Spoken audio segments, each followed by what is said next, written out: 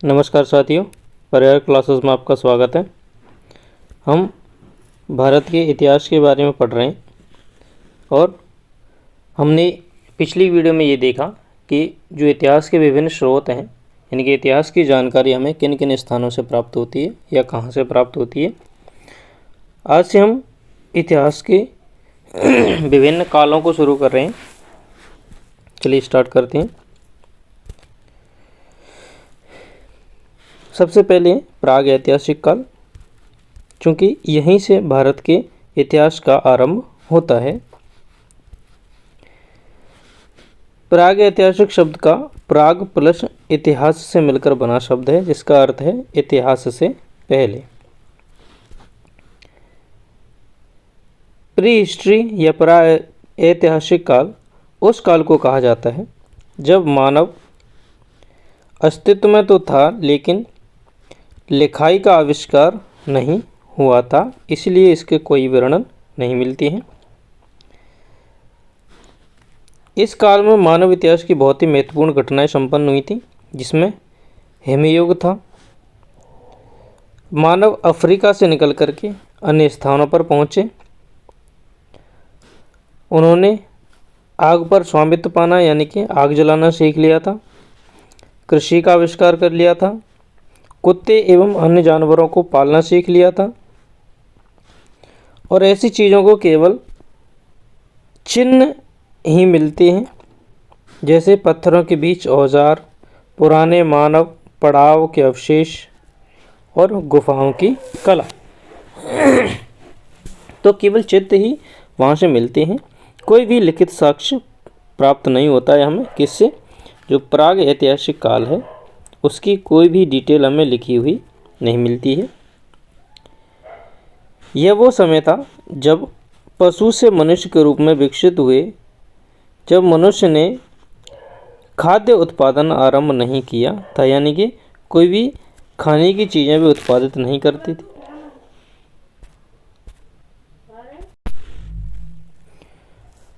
चलिए आगे देखते हैं अब हम।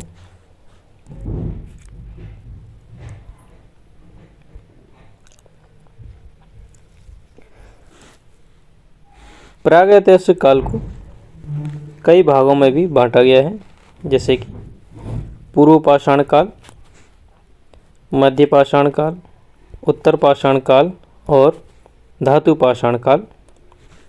इन सभी कालों को हम एक एक से पढ़ेंगे। पूर्व पाषाण काल को सबसे पहले देखते हैं। पूर्व पाषाण काल में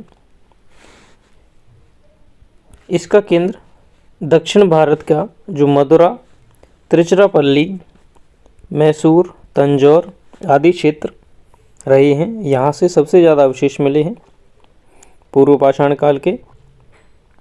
इस समय मनुष्य का प्रारंभिक समय था। इस काल में मनुष्य और जानवर में विशेष अंतर नहीं होता था। पूर्व पाषाण कालीन मनुष्य कंदराओं, गुफाओं, वृक्षों आदि में निवास करता था। पूर्व पाषाण कालीन मनुष्य पत्थरों का प्रयोग अपनी रक्षा के लिए करता था।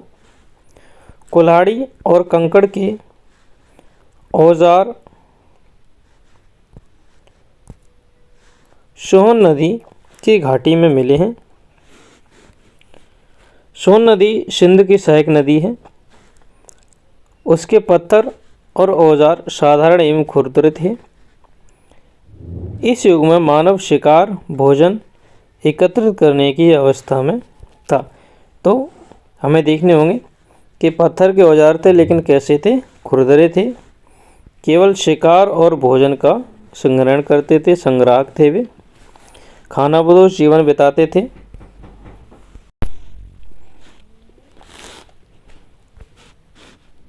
और उन जगहों की तलाश में रहते थे जहां खाना पानी अधिक मात्रा में मिल सके। अगला है मध्य पाषाण काल। मध्य पाषाण काल में पत्थर और औजार बनाए जाने लगे थे। कुल्हाड़ी के अलावा सुतारी, खुरचनी, बाण आदि मिले हैं। इस काल में मिट्टी का प्रयोग होने लगा था। अब कहाँ पर होगा मिट्टी का यूज? या तो बर्तन बनाए जाएंगे, पत्थरों के गोमद मिले हैं, जस्पर आदि के प्रयोग होता था। इस काल में के अवशेष हैं वे सोहन नदी, नर्मदा नदी और तुंगभद्रा नदी के किनारे मिले हैं। तो कहाँ कहाँ पर मिले हैं? ये 3 स्थान दिए गए हैं। पत्थर कुछ और अच्छे हो गए थे, जो उनके औजार वगैरह थे भी सुतारी, खुरचनी और बाण बनाए जाने लगे थे। अब है उत्तर पाषाण काल। इस काल में मानव पाषाणों का ही प्रयोग किया करते थे, किंतु इस काल में निर्मित हथियार पहले की अपेक्षा अच्छे थे, क्योंकि अब क्वालिटी अच्छी होती जाएगी और धीरे धीरे वे आगे बढ़ते जाएंगे। पाषाण काल का समय मानव जीवन के लिए विशेष अनुकूल था। इस काल में मनुष्य अधिक सभ्य थे। उन्होंने पत्थर व मिट्टी को जोड़कर दीवारें, पेड़ की शाखाओं एवं जानवरों की हड्डियों से छतों का निर्माण किया और समूह में रहना प्रारंभ कर दिया। मिट्टी के बर्तन, वस्त्र बनना आदि आरंभ कर दिया इन लोगों ने। हथियारों को और नुकीला करना कर दिया, सुंदर बनाना शुरू कर दिया। इस काल में औजार, शेल्ट, कुल्हाड़ियाँ, छेनी, गदाएं, मूसला, आरियाँ आदि बनने लगे थे। उत्तर पाषाणकालीन लोग पत्थर को रगड़कर आग जलाने व भोजन पकाने की कला भी जानते थे। तो ये सब भोजन बनाने की कला कब आई? उत्तर पाषाण काल में। इस काल में धार्मिक भावनाएं भी जागृत हो गई थीं। प्राकृतिक पूजा, वन, नदी आदि करते थे। इन सभी की पूजा की जाती थी। अब है धातु युग। धातु युग मानव सभ्यता के विकास का द्वितीय चरण रहा है। पहला तो पाषाण था, दूसरा है धातु युग। इस युग में मनुष्य ने धातु के औजार तथा विभिन्न वस्तुएं बनाना सीख लिया था। इस युग में सोने का पता लगाया गया था। जो गोल्ड है उसका यहाँ पे पता लगा लिया गया था एवं उसका प्रयोग जेवर के लिए किया जाने लगा था। धातु की खोज के साथ ही मानव की क्षमताओं में भी वृद्धि हुई। हथियार और अधिक उच्च कोटि के बनने लगे। धातुकालीन हथियार, चित्र बनने लगे। इस युग में मानव ने धातु युग की 3 भागों में बांटा है। पहला ताम्र युग, दूसरा कांस्य युग और चौथा लोहा युग। तो सबसे पहले हम ताम्र युग को देखते हैं।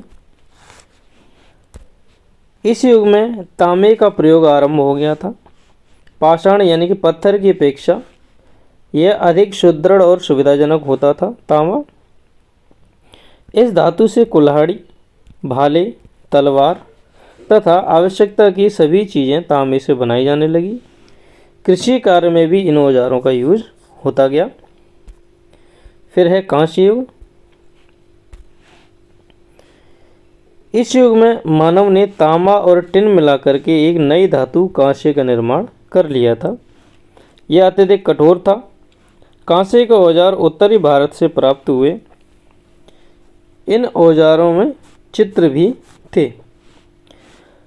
अनाज उपजाने एवं कुम्हार के चाक पर बर्तन बनाने की कला यहाँ पर सीख ली थी लोगों ने। वह मातृ देवी और नर देवता की पूजा करते थे। वे मृतकों को दफनाया करते थे और धार्मिक अनुष्ठानों में विश्वास भी रखते थे। ताम्र पाषाण काल के लोग गांवों में रहते थे, यानी कि गांव में निवास करना उन्होंने शुरू कर दिया था। और लास्ट है लोहा युग।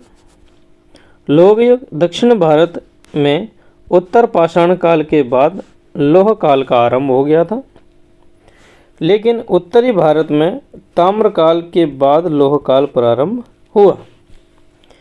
इस काल में लोहे के अस्त्र शस्त्रों का निर्माण किया जाने लगा और ताम्र पाषाणों काल में पत्थर एवं तांबे का औजार बनाए जाते थे।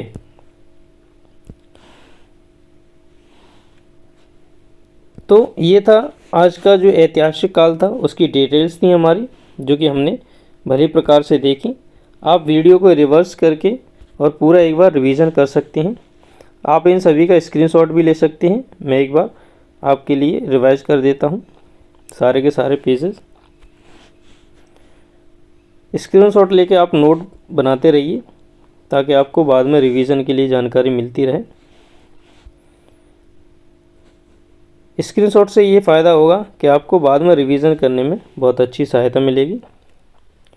तो ये थी आज की हमारी वीडियो अगर अच्छी लगती है तो आप शेयर किया कीजिए और चैनल को लाइक भी किया कीजिए। यदि किसी सब्जेक्ट की आवश्यकता हो या कोई वीडियो की आवश्यकता हो तो आप कमेंट कर सकते हैं। यूट्यूब के जो डिटेल्स हैं डिस्क्रिप्शन है, वहाँ पे सारी डिटेल्स दी गई हैं। आप व्हाट्सअप, इंस्टाग्राम, फेसबुक कहीं पे भी ज्वाइन कर सकते हैं। तो आज की वीडियो को देखने के लिए धन्यवाद। Thank you.